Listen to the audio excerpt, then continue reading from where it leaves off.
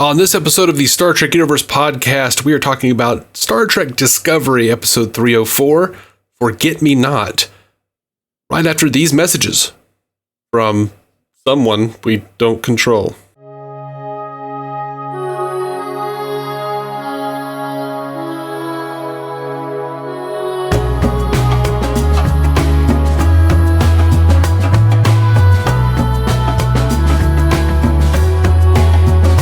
Welcome to the Star Trek Universe podcast, the podcast where two lifelong friends do what they've been doing since they were 5 years old, talk about Star Trek, but you just get to listen in. My name's Matthew Carroll. I'm David C. Robertson. How you doing, bud? Not great. Oh, yeah? Something you want to talk about here on the cast, or should this be an, I don't know. What's up? Oh, no, I don't know. Last couple of weeks I cannot sleep very well. No. And having a lot of anxiety, like panic attacks and stuff. I'm not really sure what's going on, so I'm going to probably go to the doctor soon. Yeah, but, you definitely should. Are you extra anxious about things? I mean, it's an anxious time for sure. Yeah, absolutely. Fascism and such. Right. I will admit I've been checking the election results like a fiend. Yeah, I was doing it before that too. So right, I was like, but it's at a fever. Right now, it's at a fever pitch. Maybe try to maybe take a tip from Saru here and try to let yourself have a night off. Watch a good movie. Watch a Chaplin movie or whatever. You mean Buster Keaton? No. Some silent asshole. I don't know. Some silent asshole.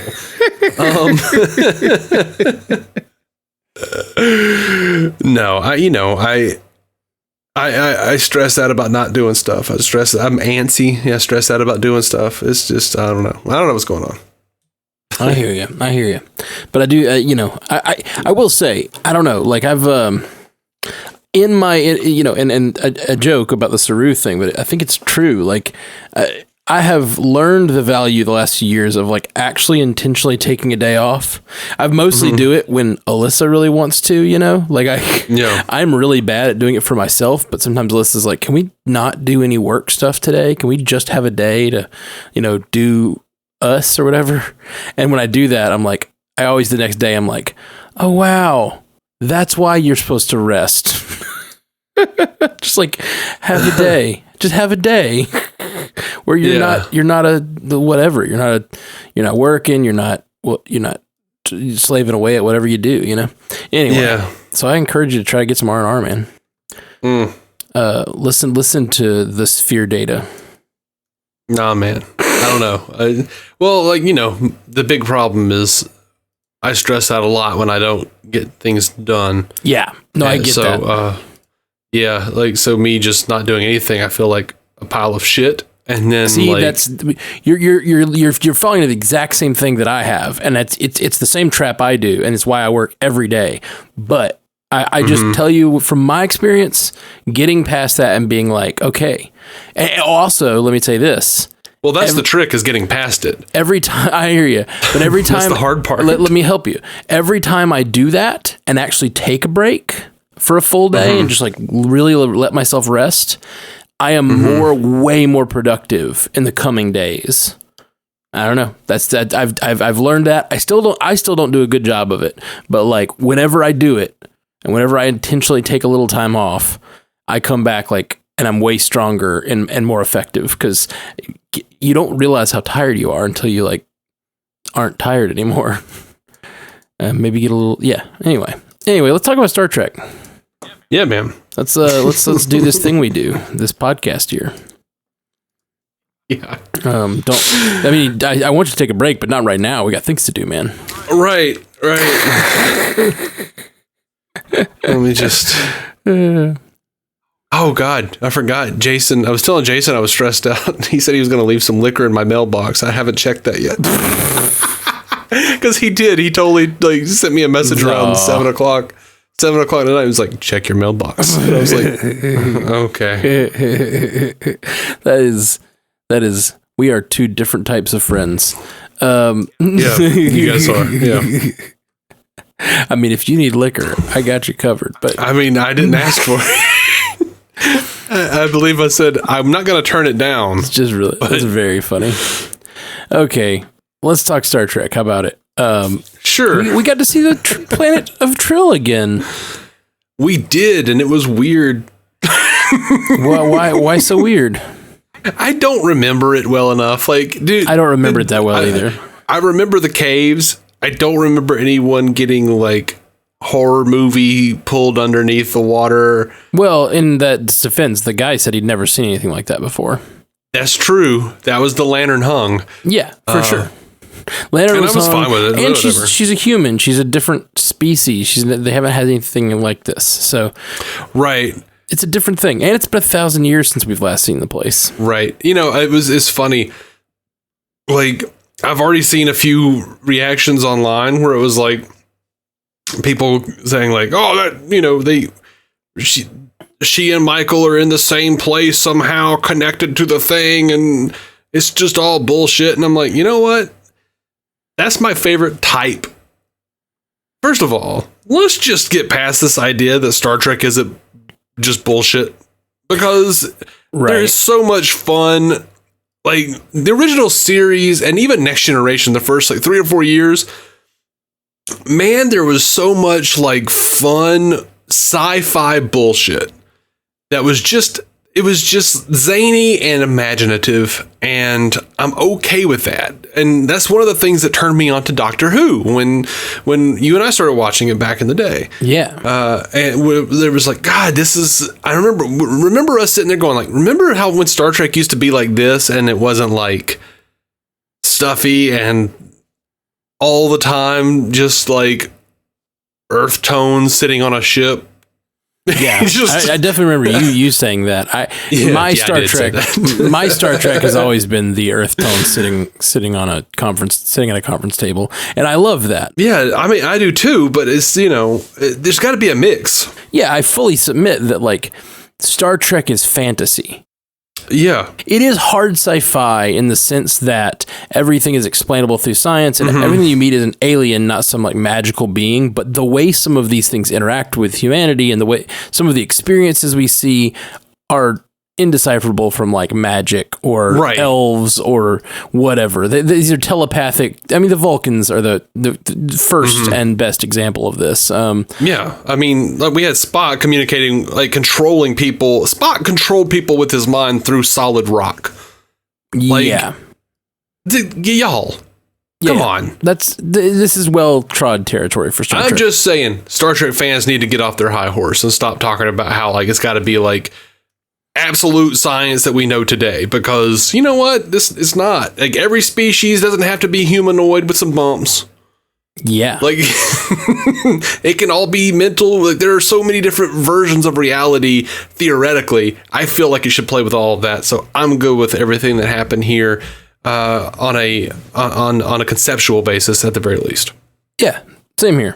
And I'm not going back and comparing notes on what the caves looked like versus what this looked like and how they did all that. Whatever, I don't care. It looked similar enough. It's 1,000 years later. Whatever. Yeah, I'm fine with it. I thought it looked pretty exact. The inside of the caves. Yeah, I thought so too. Anyway, yeah. So this episode's really fun, and I like I really like Adira a lot. Like just as a character, I like her a lot.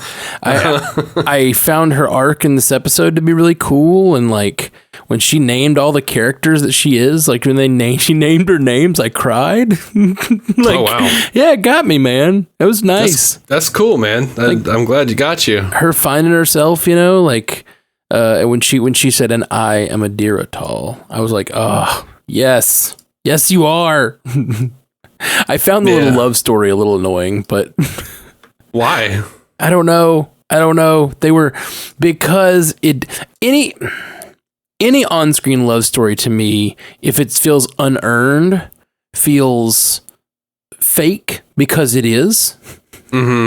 Like, to me, a good love story on screen is when is one where you see the characters interact over the course of many seasons or hours or whatever, and you get to know that, like, why they connect well, right?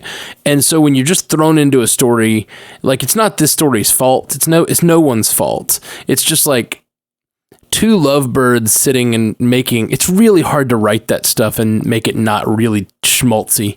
And I think they did not supersede that here. Like, it feels super schmaltzy and super, like, I don't know, just like, do lovers talk this way? I don't know. I don't think so.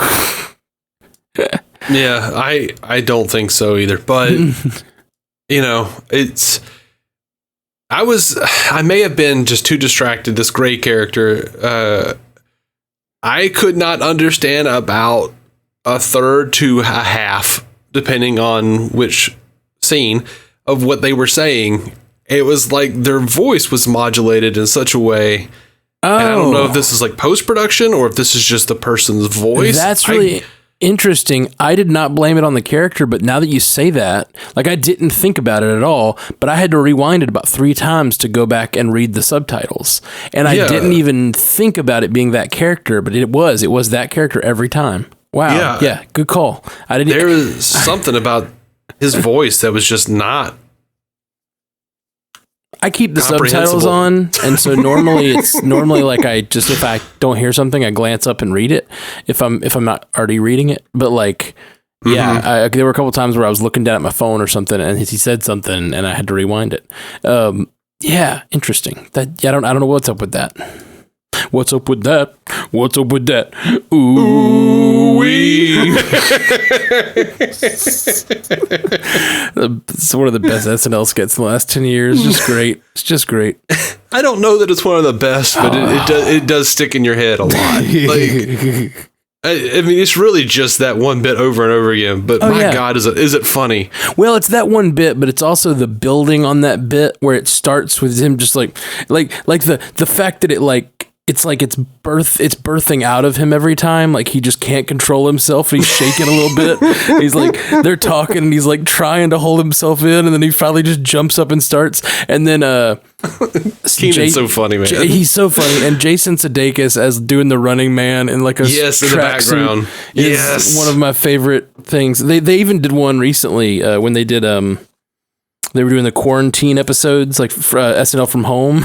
Mm-hmm. And they did one where they went like crazy all out with the special effects and stuff, and they just had like this psychedelic, trippy, like full on what's up with that thing. I don't know. It's great, man. I loved it.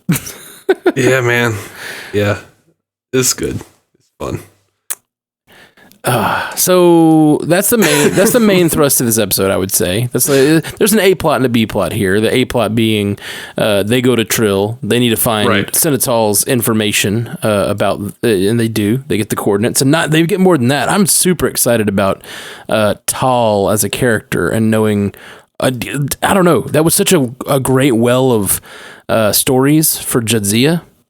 Yeah, to like live these, like, what lives has Tal lived, and what kind of things will we learn about this universe as she like discovers herself. That is an interesting bit of storytelling to dive into, for sure. It's like Red Kryptonite. No, not Red Kryptonite. What is it? I guess it's just Kryptonite.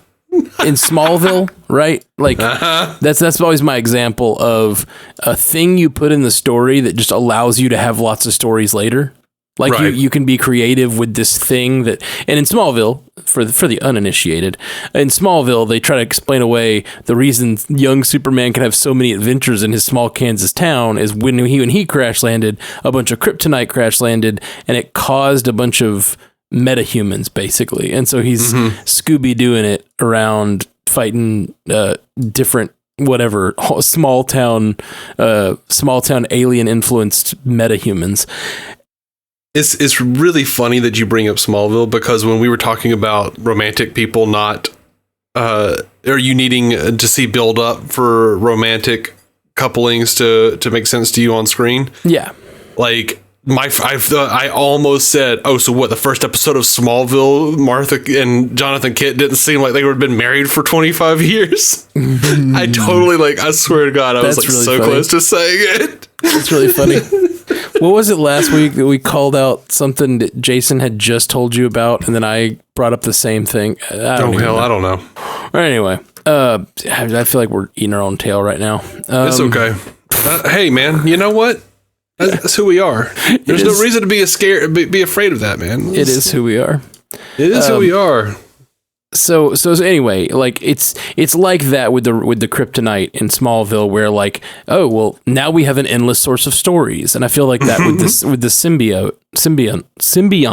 It's symbiont, but I don't know how to say it. They always say it like symbiont. I don't know. Anyway, I love it. I think it's super exciting, and yeah, I felt very inspired by this character, and she's trying to get past a trauma. I guess everyone in this episode is trying to get past a trauma, you know? Yeah. Yeah. And, you know, I started to think, like, yeah, dude, I was doing that annoying thing where, like, it's not really annoying to me, but it winds up making me enjoy the show less.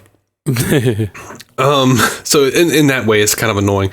But I was doing that thing where I was like, because of the actor or actress's age, like, I thought it would be more interesting if maybe, you know, her stepmother or stepfather or something had been the Trill that had the symbiont, and she had lost her parents on that ship. And maybe they could have played her a little younger, so that, like, because I like the idea of something extremely old residing within someone very young.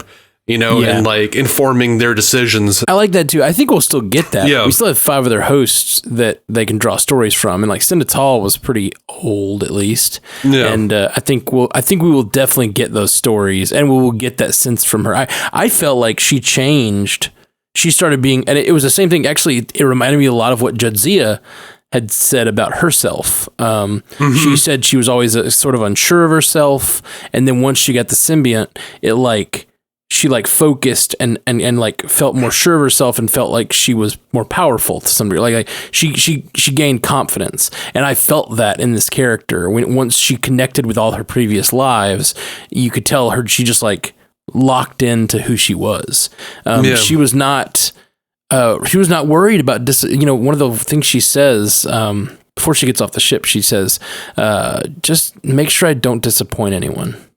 Yeah. Which is, like, that's tragic because it's sweet, but like, it's not always the best guiding star, you know? Sometimes you have to make a decision, and sometimes your decisions are going to disappoint someone, but you have to make the right one for you and for others, you know? And in this episode, she has to make a decision, and it's after she's been joined. I say joined. She was already joined, but you know what I mean. After she connects with her previous lives, they ask her whether she can stay, and she wants to stay and be that lady's mentee. Yeah, and she says, "No, I think I'm supposed to be on Discovery." Like I think the word is protege. I prefer mentee. It's it's mentor, mentee, and Mentos, and they're all 3 very important to me.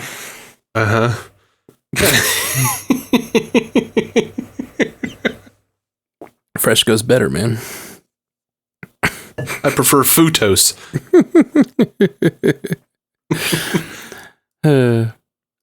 That's just me. Big me.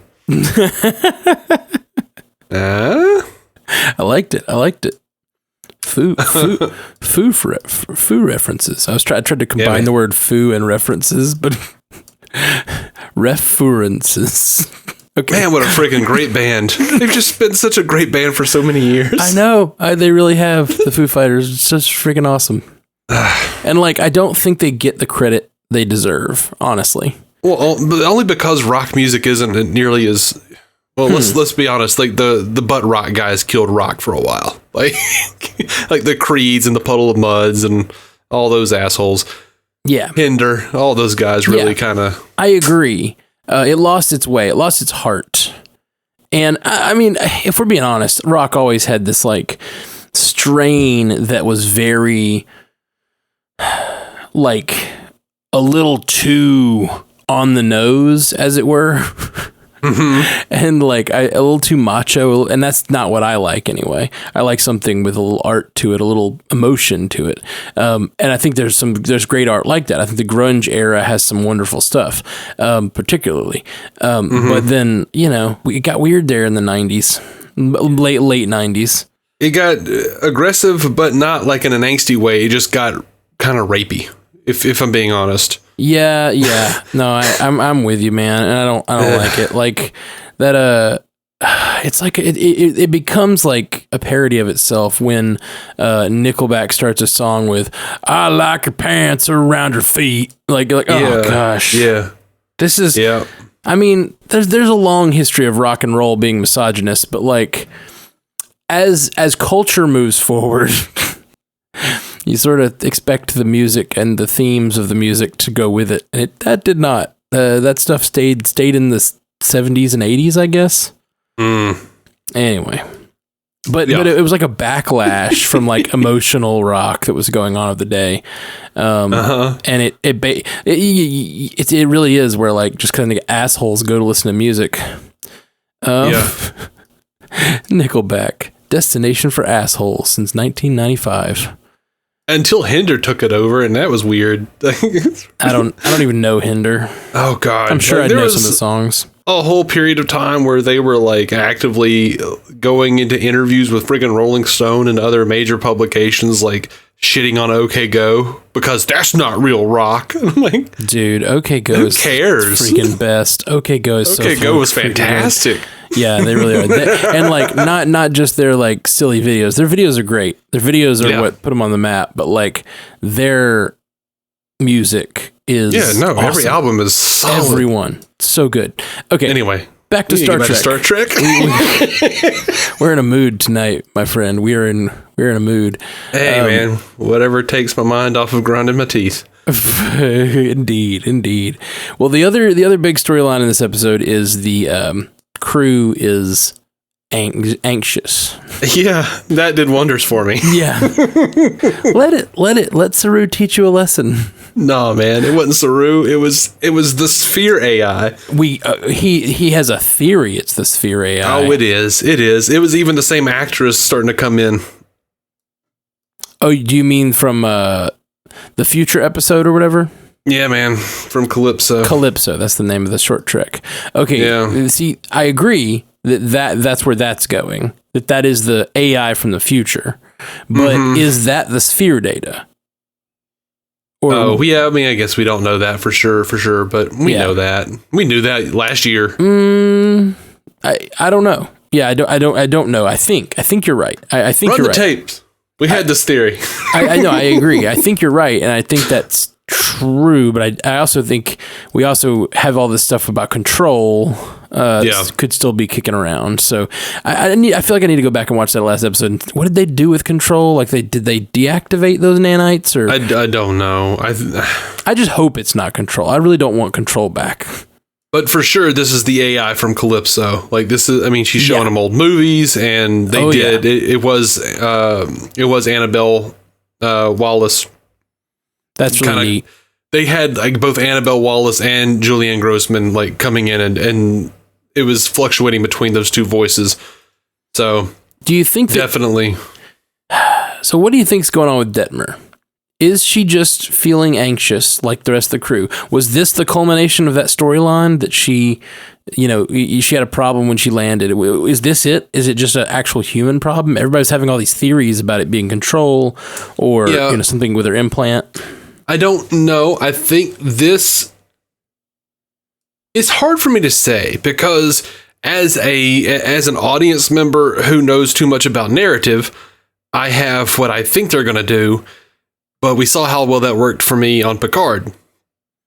Because, I think what I would do in writing it plays into what I think they would do, and that rarely works out.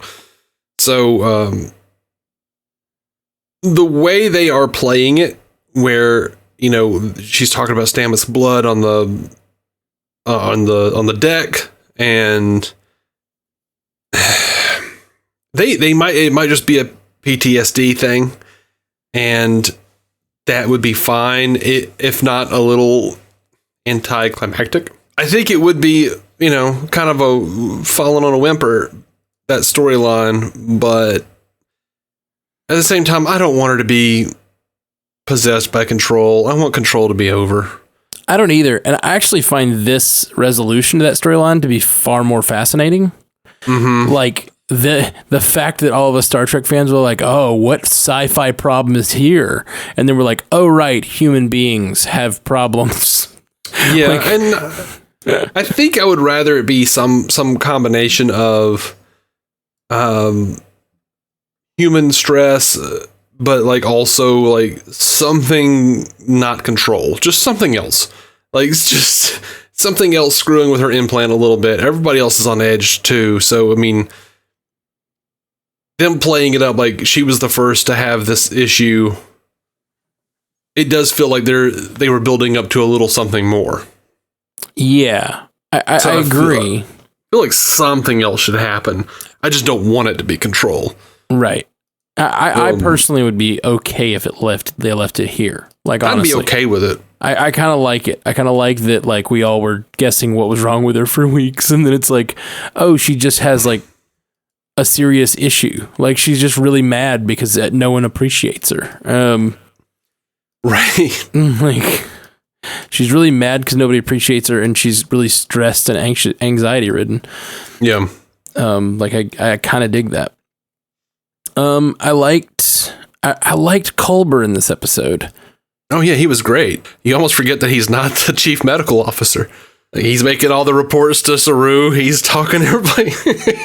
What is the chief medical officer doing? What is it? No, he never. I don't think he ever was. No, I don't know that he ever was, but maybe he is after they've gone through the 930 years. Maybe the chief medical officer is still behind or something. No, I'm pretty sure the chief medical officer is the lady that's always there talking to him, giving him orders in the sick bay. Okay, I guess I don't remember. Maybe I'm wrong. I don't know. My guess is that my headcanon then for this is that he has more of a specialty in psychology than the other doctors, because that's really what was going on in this episode. He's taking all the reports and stuff because it's psychology related.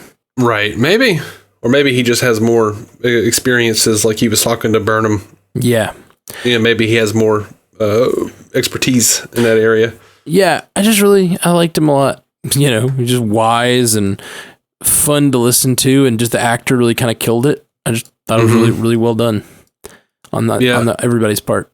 I do want to apologize. I have such a hard time remembering everybody's name on this show. Getting there. I'm talking about Tracy Pollard, Dr. Tracy Pollard. I looked it up. Oh, okay. Maybe she's not the chief medical officer. I don't know. I've just seen her a lot. Okay. Talking to Culber. Gotcha. Yeah, I have no idea who does what. I thought she was the chief medical officer. But it could be that, like I don't know. It all works. Like, there's no, even if he's not the chief, like even if he's like whatever, second in command or third, or if he's just an officer down there, it could just be that he was assigned to take everyone's vitals and go over the ship's, he's inventorying the ship's crew and seeing how they're doing or whatever. That's just his assignment this week or whatever. Neither Memory Alpha page says if they're the chief medical officer, as far as I can tell. Okay. Maybe they've never said. They just got like a third chief medical officer that you just never see. Yeah. Yeah. So what did you think of their dinner and everyone's breakdown at the dinner? Felt familiar. Like Tilly was saying, that's a Tuesday night. That's a Tuesday night at her family's house. I'm like, hell yeah. Mine was way more repressive than that. I try to be self-aware, and I try to recognize my my problems and my hang-ups and emotional baggage and call it for what it is. Yeah. As what is it? Who said that this episode? We have to stop and realize that we're not fine first before we can fix our problems. I've had about 25 years of knowing I wasn't fine with it. I think Culber says that maybe. Probably. He is wise. He is wise. He was very wise this episode. I felt like they were really building up his character. I've felt like he's been a side character to Stamets for the most part. This, I feel like, was one of the first times where we had him fully interacting with this crew and with this episode, having a big part of it, and Stamets was not like his way into the story, if that makes sense. Yeah. I thought that was good for him. Good for his character's growth as like it's his own individual. I like that guy. Me too. I like Wilson Cruz. He was on Party of Five. Oh yeah, playing basically the same wise gay character. Like he tells their little brother like, well, some people, you know how some people like Marvel and some people like DC, and he's like, I like both, and he's like, that's okay too. That's good. Yeah, it's good. I you know, normally I would be a little. There's a certain. It's the magical black character or whatever, you know, from a thing. Legend of Bagger Vance, basically. Yeah, exactly, or whatever. The Shining, like there's always like the magical black character, and I feel like that trope has been a little adopted by LGBTQ characters in this particular era, and the reason is they people don't know how to write them with flaws sometimes. Well, you're heavily criticized if you do. Exactly. So like if you write them with flaws, then are you saying all gay people do that? And that's one thing I like in this show is that Culber is that sort of I don't know, Mary Sue type character of being like kind of, so far he's been very thoughtful and perfect and wise, and like you could say that about him, but they do have another gay character who is not wise at all. No, Stamets is an asshole, dude. Stamets is an absolute ass. He was so mean to Tilly. Yeah. How could you be so mean to Tilly? I couldn't be. Some of the viewers are. Oh my God. Oh yeah? Is she hated on? Yes. She's annoying, you know, just people ragging on her weight, people ragging on everything. Oh, screw them. Yeah, dude. Facebook and Twitter are just like so infuriating. Yeah. Screw them. It's real bad. Instagram too, like people will chase actors and actresses mainly actresses off of Instagram. But yeah. Speaking of flawed Stamets, you can't get Stamets' blood off the bulkhead, man. That scene was creepy. That was creepy. That makes me think there's something else going on, but maybe I'm wrong. Maybe that's just PTSD shit. That's what makes me think this was the resolution, because like she went nuts, and it seemed like, oh my gosh, whatever we've been looking for, whatever we've been waiting on, it's happening. The switch is flipped. She's going nuts. And then it turned out it was just she was angry because no one had been treating her well. And I was like, oh, and no one appreciated the fact that she like flew them 1,000 years in the future and crash landed on a planet and like got them all there alive or whatever, as many as she could, or you know, the ones that are still alive at least. Yeah, I very much like the idea, and whether it be from Lower Decks, the TNG episode, or Lower Decks the series, or from here, I like this notion of the crew who aren't like the leads of the show just kind of snapping and being like, you all think you're such hot shit, but you know what? We all did this. Her talking to Stamets and being like, yeah, you just like to come in like a fucking superhero every once in a while and fly us across the galaxy, but I do the hard work. Like I take everyone's lives into my hands every day. Like she's stressed out, man. Yeah, and that's fair. Yeah, for sure. That's fair. That's fair. We haven't really talked about what happened on Trill. Like the actual experience of the threads and everything, like the inner life, or you're talking about just like the Trill planet? Like the Trill planet, like leading up to, you know, like Well, number one, the Trill Commission being like the Symbiote Commission being a bunch of dicks, which they were back in the 24th century. Interesting you say that. It reminded me a little bit of it reminded me of like every society they visit on Star Trek. There's always like one person that wants to do the right thing, one person that wants to do the wrong thing, and then like the leader makes some decision that's like in between, and then the two sides fight over. Like, it was very similar to so many different stories we've seen in Trek. Absolutely. Absolutely. I dug, gentle guns. That's what I'm calling them. The older gentle guns. I don't know what you mean. I almost called him a Bajoran. The gentle Trill, who is like, no, we must preserve the history. This is our one shot. And then like they dismiss Burnham and Adira, and then he like comes to help them out. But when he comes to help them out, you're just like, go back and look at that scene, dude. That dude is like jacked. Like, oh right, like guns, dude, his guns are just like, oh man, like what have you been doing? You like looking like Jackman from the neck down. Yeah, man. Like Bethany started calling him. She was like, she started calling him Jacked Silver Fox. Yeah, no, if you'd said Silver Fox, I would have been right there with you.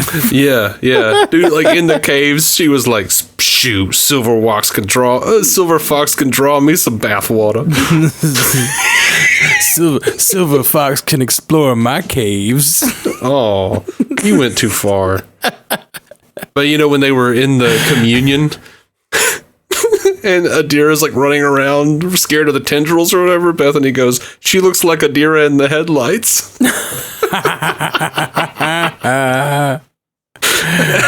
Oh, it's good.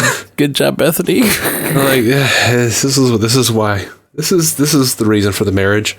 Yep. That joke was worth all the years you put in. When you say it, it sounds so bad, but I had a great time putting in those years. Yeah, no, I joke, but like that's the shit, man. That's the kind of shit. Yeah. That, like, you gotta love. Like pretty much, she just kept saying shit, and I just kept laughing and writing it down. She's like, and I'm like, nah, it's going in. We're gonna talk about this on the show.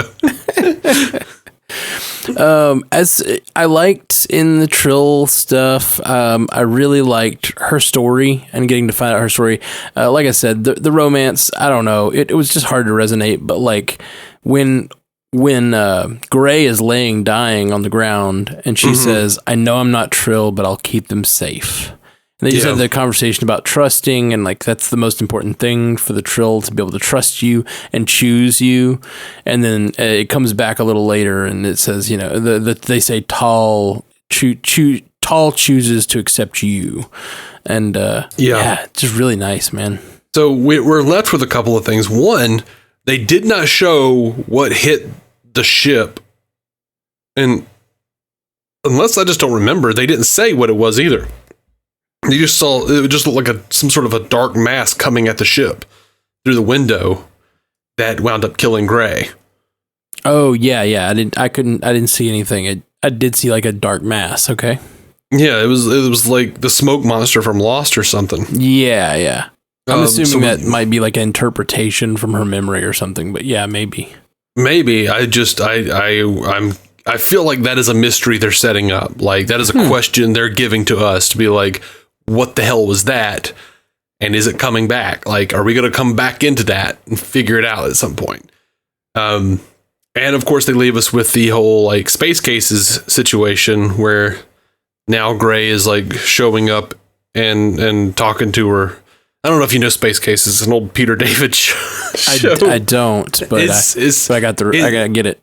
It's from Nickelodeon. Weird. Peter David, great comic book writer, great Star Trek writer for anyone who knows a lot of the novels and stuff. But there was a character named Catalina who was played by Jewel Staite of Firefly, and it was a bunch of kids who were on a ship that like took off, and they were like lost in space essentially with a couple of their commanding officers. They were all like cadets or whatever. And she had an imaginary friend named Susie. And then in season 2, we find out that Susie was just in another dimension and they swapped. So she could talk to Catalina, but no one else could. And she could see her too. Huh. Okay. Yeah, that's what it reminded me of. This is interesting. This is not a Trill experience we've seen before. No. And I don't, it's also, we've never seen a human permanently joined, and we've never seen someone who is in a relationship, like I don't know, especially a romantic relationship with someone that they then take the Trill of. It's a lot of X factors here. So, but the thing that has me interested is it reminds me a lot of what they did with mirror stamets in season 1. And that makes me think that this is not really gray. You know what I mean? Like, I don't know. It just seems like, see that. Seems like this could be some sort of false version of gray that it's going to get us in trouble later. Maybe. Adira, I feel like they've written this very interesting character. She may be a hat on a hat on a hat, though. She's got like a lot of stuff going on. She's like this wellspring of stories from the history of this universe, this version of the Star Trek universe, this 1,000 years in the future. She's a human Trill human symbiont joined person who has all these Trill lives inside of her, and now she has like a ghost boyfriend that is going to be around. Like it's a lot. It's a lot of things for the character who's only been on the show for 2 episodes. Yep. It's like more things than anyone else has. Yeah, she's the new target for the anti-discovery people. Mary Sue. Right. I would not call her Mary Sue yet. No, not yet. I mean, now that she's got all these hundreds of years of memories, she is like, she can be perfect at everything. She probably knows things, and she's probably gonna be wise in some ways, but like, yeah, I don't know. I hope they still write her as a flawed character. I haven't seen any of these people as a Mary Sue for real. Right. Mary Sue's a pejorative, but like, yes, and it's overused. Yeah, and for sure. Misused commonly. Yeah. The one thing I did get really bothered by with the Trill, and I know we talked a little bit off cast, so you don't really see it this way, but there's an episode of DS9. Yeah, Equilibrium, where you find out that the Trill Commission has been lying to the people, and it turns out that they've been saying that like 1 in 1,000 can be joined. Are like possible to be joined to the Trill. I'm sorry, I keep calling them Trill. They're symbiont because I just don't like saying symbiont because I don't know how to say it. I keep saying it differently. The squid. Just say the squid. Okay, yeah, sure. The squid. They say the commission tells them that like 1 in 1,000 of them can be joined to a squid, and they it's this precious thing in their society that everyone treats as this precious thing, and they whatever. And it turns out in this DS9 episode Equilibrium that that's a lie, and that 50% of all Trill can be joined. In this episode, it feels like they did not rewatch that episode. Like when they talk about it, and like they say, all the people, a lot of our numbers died during the burn, and especially the ones that could be joined. And it just seems like that's like kind of going back on that little piece of canon that we learned. Yeah, I also I don't remember Equilibrium well enough to did they out that? Was it like did they tell the entire universe or all of Trill or whatever that like, by the way, your government's lying to you? I don't remember, honestly. I don't remember but either way, this is the commission. Like, yeah, but it's 1,000 years in the future. Like yeah, but they're still the ones. This is a lie they were maintaining constantly because they were having to fake results and shit like that. They were having to be like, "Oh, sorry, you can't do it." Like, it was a whole thing, and so that's a little disappointing. But if they said that, if they were like, especially the ones who could be joined, I'm just like, are they just maintaining that? Like, do they know because it's been 1,000 years? Had they just bought into the belief? Right. I don't buy that because I would think the commission would still have to know, and then the commission wouldn't let their they're worried their culture's dying because the symbionts don't have anyone to connect to.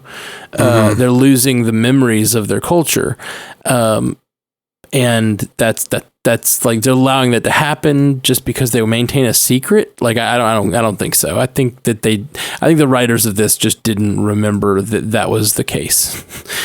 Like it seems like a bit of a canon issue to me, but I can work my head around it. It's fine. I can head canon it, but it definitely seems like the way they talked about the ones who could connect to the ones who could be joined made it sound like it was a rare thing, and it's not apparently. Yeah, because if they're saying 1 in 1,000 and it's actually 50%, then like there should be 48% of people or whatever, like 49 point whatever that were still that were not joined and out gallivanting around the universe that could still be joined, you know? Yeah. So apparently, Cisco he threatens to expose the cover up unless they do what he wants, unless they save Jadzia. So. That's right. It's a thing where they have the secret, but the secret it has good intentions. So he allows it to stand, I guess, because the intentions are that they won't. If everyone knew they could be joined, they would start treating it as a prize or whatever. And it still seems like they do, but I guess with some control from the council. And not just like everyone, insisted, like people aren't stealing symbionts and joining with them. Right. And, I still think that there's some precedent. You tell a lie long enough, you wind up believing 1,000 years in the future. The commission may actually just believe it now. Or after the burn, maybe a huge chunk of that population was gone. We have no idea how many Trills are actually left for real that they know about. Or if they could if they even know. Maybe, it just depends on how they were faking these results or whatever. Did some Trill make a machine that would just beep every one in 1,000 people or something? And no one's figured that out in 1,000 years. I don't know. It's just no big deal. It's fine. Water off a cannon freak's back, but like, I can. I mean, slightly annoying. I'm not judging you, man. I'm, me. I'm there with you. I do. I'm just throwing it out there. That I think it's an issue. I really liked when Gray disappeared inside of Adira's mind. He became Thread. That was just a cool effect. And it basically integrating into her, symbiont memory. And I just thought that was a really cool effect and really neat. Yeah. Do we know how old symbionts get? Is that on Memory Alpha? Oh, I'm sure. 550 years. Yeah, it says it could easily live beyond 550 years. And I think Jadzia's was over 600 years old, I want to say. If I remember correctly. Dax was born in 2018. She was 357 years old at the end of DS9. Okay. That's funny that she was born in 2018. That's really cute. Yeah, that's funny. It's cute that we just passed that. Like I wish I knew her birthday. I would celebrate Jadzia's second birthday. All right, do like a whole Elijah thing where we like set a table for Jadzia, set a place for Jadzia at her birthday party. Yeah, that would be weird. Sorry, being a little weird over here. It's late. It is. I loved the line, "Everything I've done would not have been possible without you, and I failed to let you know that." And then Tilly responds, "I always knew it." Yeah. I love the weird mixture that Tilly is of like super seems to have self-esteem problems, but also not at all. You know what I mean? Like she has these moments where she's like, "Oh no, I know how valuable and awesome I am. Like I'm a little worried I'm not gonna be able to accomplish the things I want to accomplish, but I know my value." You know? Yeah. Yeah. Okay. So here's the weird my biggest hang up for the episode. All right. I do not believe, and maybe when you become evolved or you just need that much stress relief, you react differently. I don't think all those people in the future would laugh at a Buster Keaton movie that hard. Oh yeah, I do want to talk about that actually. I have Power of Comedy written in my my notes here. I agree with you that comedy will evolve, and a Buster Keaton comedy is like I think they're still funny today if you're in the right mind space for them. But recently, with all the election stuff going on, I've been really stressed out, and I sat down to watch a freaking Colin Quinn stand-up special. And man, I have not felt a weight lift off my chest like that in a long time. Like I was so stressed out about all this stuff. And the thing that actually made that one particularly good is he went directly at the politics stuff. Like he went directly at it and really like deconstructed it in a way that was really pretty wonderful, honestly. Oh yeah, he's great, dude. Yeah, he's got his new Netflix special. I highly recommend it.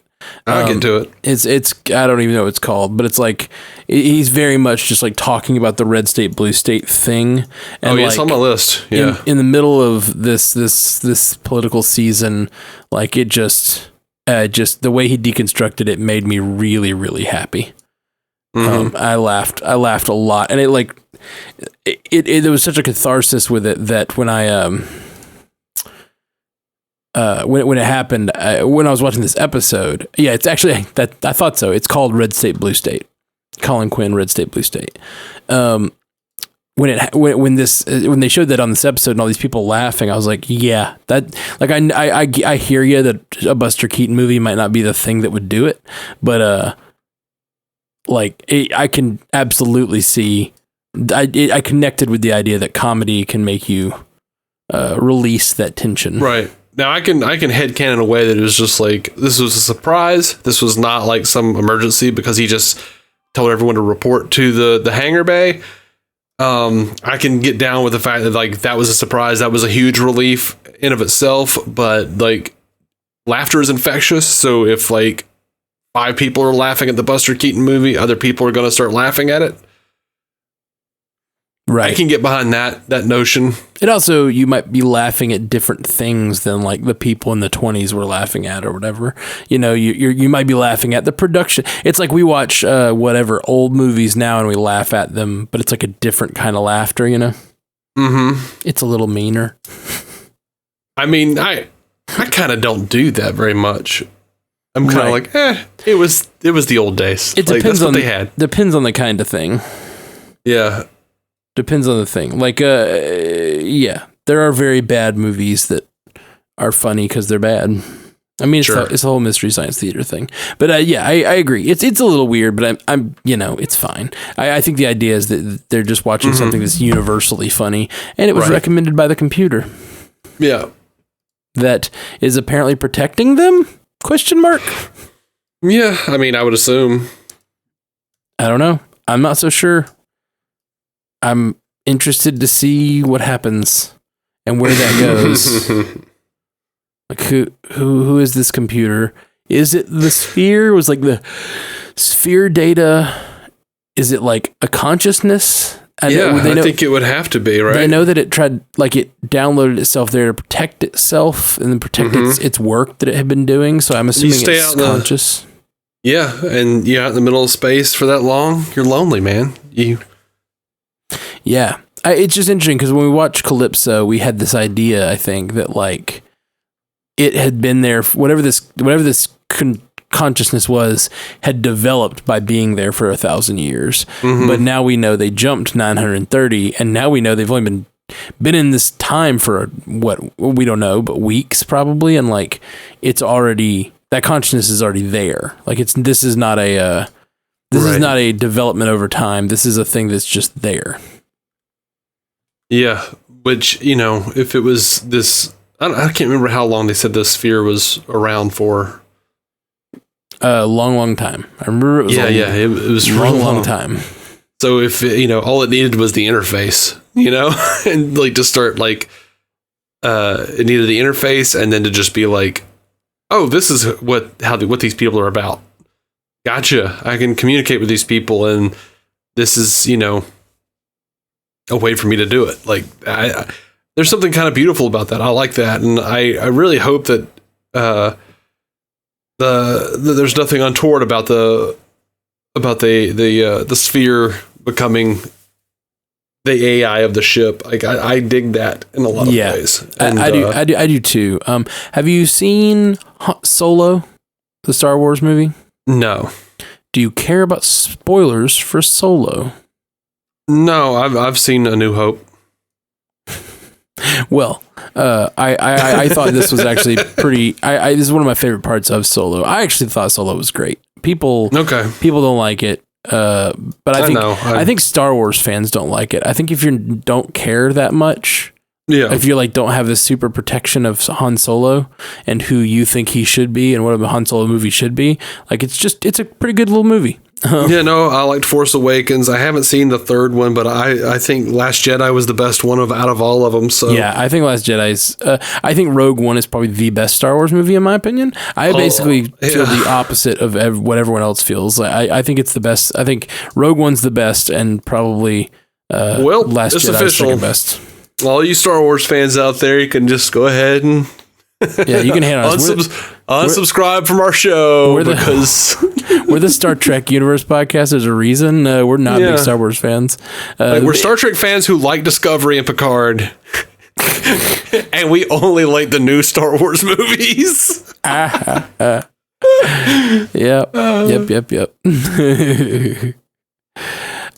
So. In that movie, spoiler alert for the people listening on the internet. If you haven't seen Solo, I'm going to spoil it, but we're pretty much done talking about this episode, I think. So, if you want to skip ahead 2 minutes or whatever, or 30 seconds, I don't know. So at the end, in the movie, we always knew from I think Empire Strikes Back that Han got the Millennium Falcon from Lando. Mm-hmm. Yeah. Well, in the movie, Lando has some sort of romantic relationship with a droid. Okay. And that droid is sentient, basically. Like, it's one of the only, like all of them are, I guess, that we really meet and get to know. Yeah. But she's kind of great. Like, she's one of the better parts of the movie. She's like, she goes to a planet and she's supposed to be doing a mission. But there's a bunch of enslaved droids there, and she decides to lead a slave rebellion instead of doing the mission that they're there for, and it causes utter chaos, and it's pretty great. That sounds fun. It's really fun. But anyway, in doing this, it's actually really tragic because Lando loves this robot, because Lando's an omnisexual, right? And the robot dies. And it dies in his arms, and he carries it onto the ship, and he's like, no. And he's like, it's really a sad moment, really, really sad moment. And then, to try to save her in some form, he backs her up into the systems of the Millennium Falcon. Mm-hmm. So it adds this interesting mystique to the Millennium Falcon, because now it has the consciousness of this droid that protected Lando and loved Lando. And then Han Solo is a jackass and wins his ship from him. And it makes that whole thing a lot darker, but yeah. But it's it adds to the mystique of the Millennium Falcon, in my opinion, because that old ship has been through so much, and now we know there's this droid consciousness kicking around inside of it. That's really cool. Yeah. And this reminded me a lot of that, of course. That's why I bring it up. That's interesting. Yeah. That would have been really, really cool to be able to see play out in some way that wasn't just a one and done. What do you mean? You mean me telling you it, or you mean that would have been... No, I mean, if, it wasn't a prequel, or if there was any notion that had been a thing in Star Wars, and then we get that tragic backstory, that would have been awesome. Yeah, is what I'm saying. Yeah, no, I agree with you, and I think see that's what I like that's what I like about it is I feel like you do kind of get that because you know that Han loves the ship, you know the ship's always been there. It's like it really is a part of the movie. He treats it like a family member, basically. You know, like he treats it. It's his baby, and then in Solo you find out that there is a consciousness inside of it, and I think that's a really cool little thing. It again though, it does make it really dark that the guy who loves it then gets it like won from him in like a poker game. And like Han keeps it from him for years, and so in that later movie when Han's like, I want my ship back. It's like his lover. Yeah, it's really weird and kind of twisted. Yeah. What did it remind me of? I was just thinking. It reminded me of Almost Heroes. When you were talking about him bringing the droid back on the ship, it reminded me of Almost Heroes. Oh yes, you know what I'm talking about? Yes, exactly. I do. It's your favorite line from that movie. I have so many favorite lines from that movie, but it's like. Or they go to Snake's Bend, and this like I can't remember his name. This Pratt, that was his name. Pratt, and all the men go into this what they think is a whorehouse, and they are introduced to several straw women. Yes, and they're all perplexed except for Pratt, who's like, being very cordial to the fake woman made of straw, and then the whorehouse burns down, and he comes running out with the burning woman made of straw, and says, "She told me I could smoke. I believed her." And then subsequently, he's like nursing her on the ship, and Matthew Perry's like, "You do realize she's made of straw, don't you?" And he's like, "Yes, sir. I figured that's why she burned so easy." So stupid, but very good. Very good.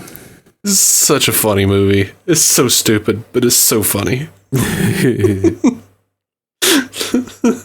That's my Buster Keaton shit. Like, I have recommended that movie to teenagers that I know, and then they watched it and they were like, "What the hell was that?" Yeah, that does not hold up. I think I would enjoy it now. There's definitely some good lines, but like, I don't think it fits with what the kids like these days. What are the kids like these days? I feel like these days with like, what comedy is popular among teenagers now? Rick and Morty. Yeah. Which I can get behind. I don't have any problems. No, I love Rick and Morty. But like, do they get it? Or are they just like in the fart jokes, Like I wonder. Oh, I don't know. It's kind of like South Park. Honestly, it's also like Buffy. There's a lot of things that like I watched for years from afar, people liking them, and the kinds of people I knew that liked those things were like assholes. Like not with Buffy. With Buffy, it was that they only cared about the romance. And then later I found out, these are great stories. The romance is not the point. Right. But like all these teenage girls only liked it because Angel was attractive and whatever. Angel and Buffy had this forever romance, which I liked too, but it wasn't, I don't know. Sure. It just seemed like from the outside it looked different than once I got into it, Yeah, and I think that's the same thing with youth culture though, is I don't think there's, I don't generally like to be like, and I used to be, but the older I get, weirdly, like and seeing my own generation just be like, these damn kids, they're stupid, they're idiots. I'm just like, I recoil against that concept. I'm like, no, there's about an equal amount of idiot kids as there was when we were kids. Yeah. And in general, you're a bit of a contrarian. I am. When you're a kid, you're like, kids are stupid, and you're an old man, and you're like, them kids, they really got something in that gleam in their eye. Yeah, no. I think there's plenty of stupid kids. I just think, I've talked to and met through the show and through work, and like I know a lot of younger people who were just like, these are the people I would have hung out with. Yeah, they're not necessarily some stupid whatever that people believe that all kids are these days.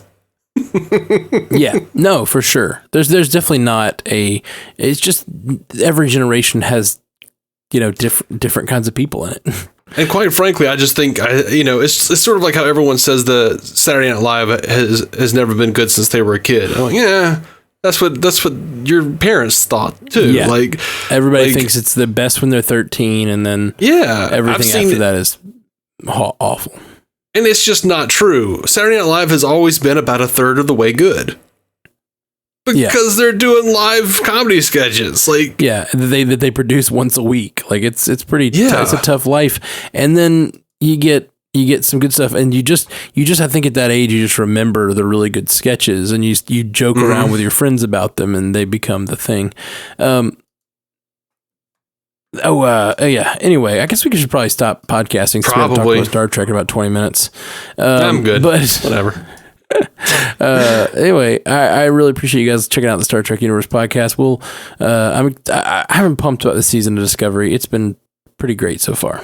I feel really bad because I've totally forgot to talk about some fan feedback, some listener feedback. Well, let's do it now. Okay, let's just do it real quick. It's all from Stu Little. Hey, Stu. Hey, Stu. What's up, man? Did the We're the Descendants of the Original Crew cover story give anyone else any ideas about potential legacy casting in this time period of Star Trek? Give me Jack Wade guest starring as Brad Boimler, the 14th badass bounty hunter. As fun as that idea sounds, Stu, I very much feel like that would make the universe feel so much smaller. Yeah. I mean, I don't mind there being an occasional crossover. I don't want every episode to be that, but I'm down with some of that. Like, I really wouldn't have minded if Dax had been in this episode. I don't think I didn't want it. I don't think I would have wanted it. I hear you. I would have been fine if Dax had been the Silver Fox. Like if at the very end we find out that was Dax who was protecting the ideals, or like the return there and had been protecting and had a more open mind than the others and was willing to fight for the right thing because she used to be Federation. Absolutely, that would have been. Damn it, you sold me on it a little bit. I think. Yeah, see there, Stu. He also asked, or he says, Book isn't the new Mal Reynolds because we said Book was like Mal Reynolds of Star Trek. He says, Book is not the new Mal Reynolds. He's the outrageous Akona done well. Do you remember the outrageous Akona? No. He's from the TNG episode, The Outrageous Akona. I do not remember that being the name of an episode. That's great. He was just a douchebag with a beard. I think it was like season 2, maybe? It was like go back and their attempt at mud or something. Okay, yeah, that's a great point. But he was. Here's my hierarchy. This is what I think the hierarchy is. I would say you have Book is Mal Reynolds in a Star Trek series. Malcolm Reynolds is Han Solo done well. The outrageous Akona is Akona. I can't say it now. The outrageous Akona is Han Solo done poorly. And Han Solo is the chaotic good version of Harry Mudd. All right. That is. I think that's the hierarchy. I would like to just say vagabonds. They're just sci-fi. They're all just sci-fi vagabonds, and that's all you got to know. There are some similarities between all of them, but there are many. But Malcolm Reynolds is mine. Oh man, that shit's complex. Yeah, I like your very strange rubric. I think I need a diagram. Actually, I would love that shirt. We should make that shirt. It could be a Star Trek Universe podcast shirt that's just like Harry Mudd, or like Harry Mudd leads to Han Solo, leads to, I don't know, that leads to Malcolm Reynolds, leads to whatever. It leads to Akana, I guess, then leads to Malcolm Reynolds, then leads to this guy, Book. Sure. And finally, Stu Little says, he sends a picture of freaking Boothby and says, you know who should have popped out from behind that tree at the end with no explanation? Because he was always timeless. He was always supposed to be like, he's the groundskeeper at the at Starfleet Academy, and every Starfleet officer had dealt with him. They're like, God, how old was he? I don't know. He was ancient when I was there. Wait, you guys know Boothby? Yeah, he was ancient when I was there. Like, you're 40 years older than us, Captain. Yes. Old Boothby. Yeah, well, that actor's passed away, but yeah, I would have loved to have seen someone do a makeup job or something and have him pop up again. Or just that be would like be really funny. Great grandson of Boothby, like someone wearing that outfit or whatever, like that little Boothby, whatever. Well, he was the groundskeeper, so yeah, he was the groundskeeper. So if they had just pulled out when they were pulling out and showing them all like underneath that tree, if they had just shown someone in Boothby costume, but it was blurry and you couldn't tell that it wasn't like actually him. Yeah. And like they never actually say, hey, this is Boothby. Like, so that like in Star Trek fans' minds, we could just be like, holy shit, Boothby's still there 1,000 years later. That's fantastic. Like, what kind of alien is he, man? Oh my God. Like, I don't want an explanation. I want no explanation about Boothby. I don't want to know why he's an alien or if he's an alien or how old he is. I don't want it to be like, well, I'm technically like his grandson, or I don't want it to be like a whole family of people who just look like the same dude. Just a little image there. Just a little image as it pulls away. Sounds perfect. I just want one of the great mysteries of the Star Trek universe to be this like this little magic groundskeeper man. Oh man. All right. Well, I think that's about it for us tonight. Well, guys, thanks for hanging out with us. We're the Stranded Panda podcast of Star Trek universe podcast thing. What is happening? Hey, if you like this Star Trek thing, you might like Star Wars too. We made fun of it earlier. No, we actually didn't. We talked about it seriously, but if you like Star Wars, the Star Wars Universe podcast just started back up with their first new episodes in a while. They're doing Mandalorian, and they're doing an episode by episode review. So if you guys get a chance, check them out. I'm gonna try to hop on a couple of them, I think, once I catch up on Mandalorian, because it's not on my priority list. I gotta finish Hellstrom so we can cover that this week. Wow, I never watched Mandalorian. I was told it was boring. I found the first episode very boring, and then I got online and everyone loved it. And I just realized that, like, if you love Star Wars, it's like catnip. But if you really don't care about Star Wars, like if you're just looking for a good sci-fi story, the first episode's pretty boring. Although if you go in to watch it, think of it as a Western. Well, see, that's what I saw in the trailer. I went, oh, shit, that's like a Western in the Star Wars universe. That looks really cool. It very much is, but it's very much like old school spaghetti Western where it's like really slow paced. The first episode particularly. And like it's very little characterization for the main character. Like he doesn't take his helmet off, like you never see him without the helmet on. So like it's really hard I found it very hard to connect with him. Other people obviously did not, and I've seen some video essays on what people think about his character and like where they get their views of his character, and like clearly you get to know because him. You can imagine whatever the hell you want, really. Well, that's part of it, but it's also do you know anything about the story? I don't know a ton about the story. I know he's taking care of the package, and then it turns out to be the Yoda child looking thing. Yeah. So spoiler alert. That's the thing is he's the hardened.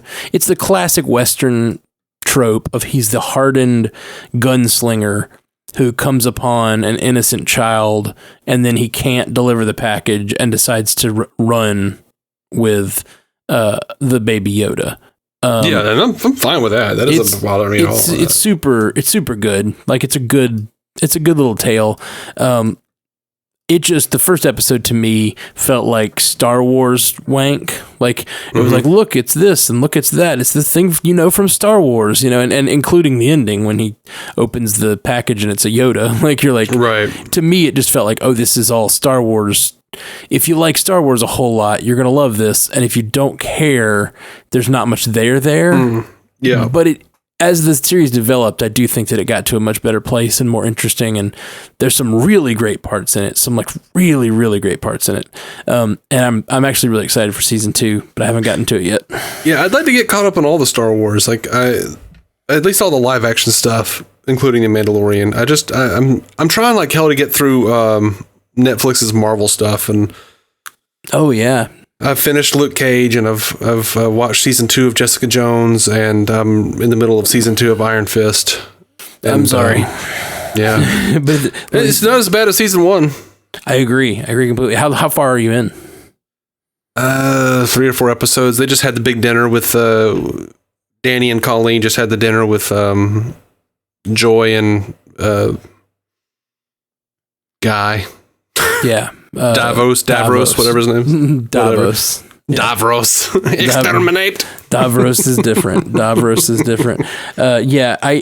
That's the thing. Even in that season with Davos being like, whatever he's doing, like he's like obviously kind of coming after Danny for I don't know. He's mad about him taking the fist and everything. Every time I just hear Davos, like, and he's supposed to be a bad guy, I guess, but I just think he's like right. Yeah, no, so far I'm like, I mean, you're going about it in a shitty way, but you kind of got a point, bro. Yeah, he has a real point. And like, that's the problem. Both of Scott Buck's shows. Scott Buck has 2 shows that failed miserably. I don't know if you know this. Scott Buck, the showrunner of that, also showran The Inhumans. Oh, why would they even give him another job? It was super close together. Like, so he did one and then did the next immediately after, before the other one had even run.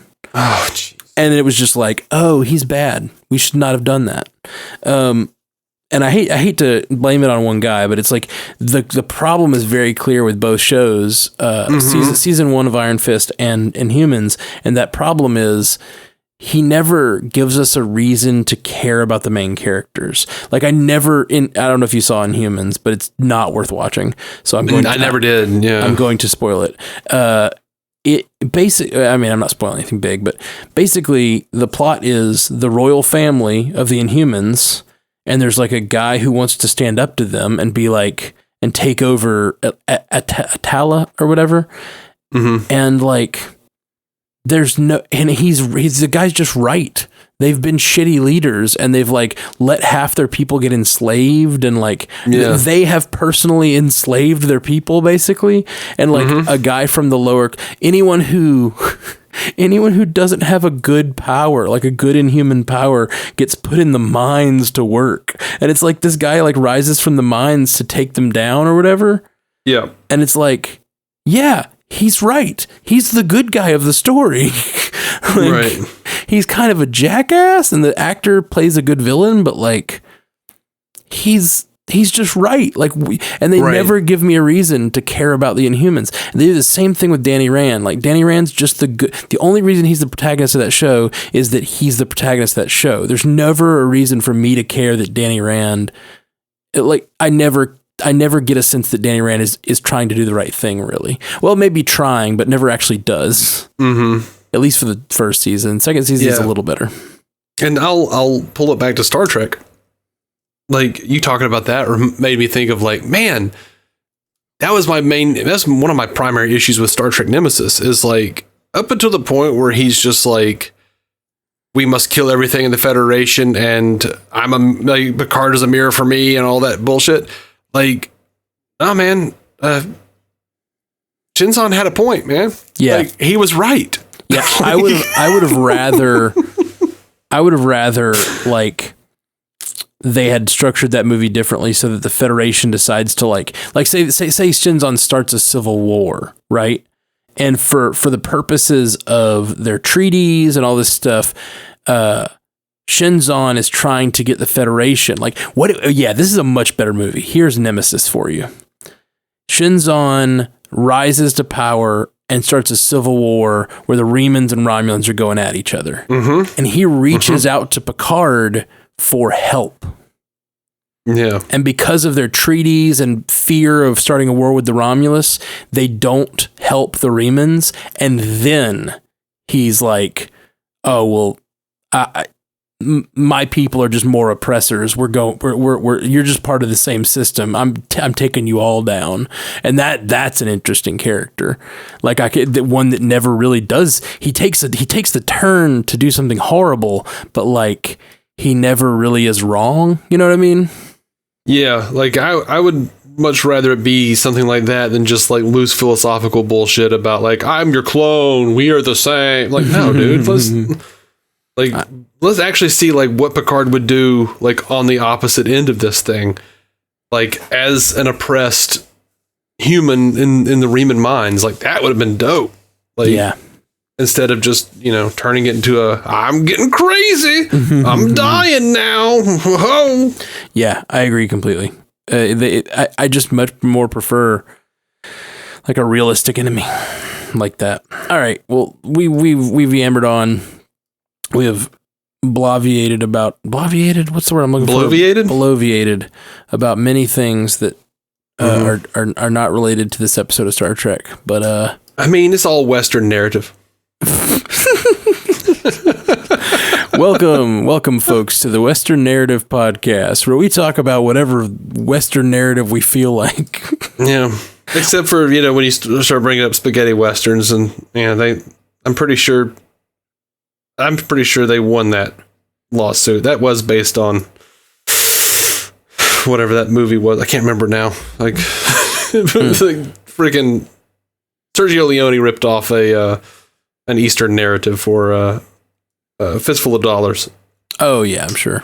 Yeah, no. I mean, it was it was proven. Yeah. Absolutely. All right, guys. Well, we're gonna get out of here. Love you very much. Have a good night. Jolan True. Cake is eternal. Stick it with that one.